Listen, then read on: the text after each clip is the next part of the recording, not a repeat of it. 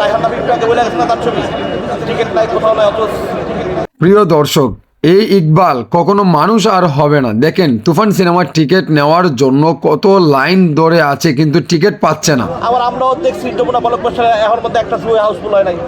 ইকবাল ভাই, আমাদের এখানে 3টি শো চালানো হয়েছে তুফান সিনেমার, কিন্তু 4 নম্বর শোতে টিকিট তারপরেও কিন্তু দর্শকে পাচ্ছে না। দেখেন কত লাইন বেঁধে আছে দর্শক, একের পর এক কিন্তু একের উপর আরেকজন ঝাঁপিয়ে পড়ছে। আপনি বলছেন তুফান সিনেমা দেখতে বসুন্ধরাতে কেউ যাচ্ছে না, তাহলে আমাদের এখানে যে এত 4টি শো চালানো হচ্ছে সেটা কেন ভাই? 4টি শো আপনি বুঝেন? সব সব ছবি এই খবর আমার কাছে আছে।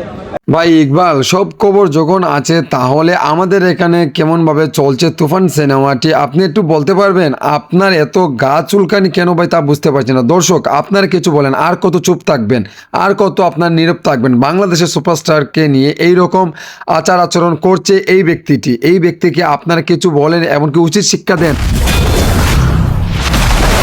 এগুলো সরাসরি ব্লকবাস্টারই কথা বলছি বিডিআর সিনেমা দেখেন প্রিয় বন্ধুরা, আমাদের এখানে কতটুকু হাউসফুল তুফান সিনেমা চলছে। বলে হাউসফুলই হয় নাই।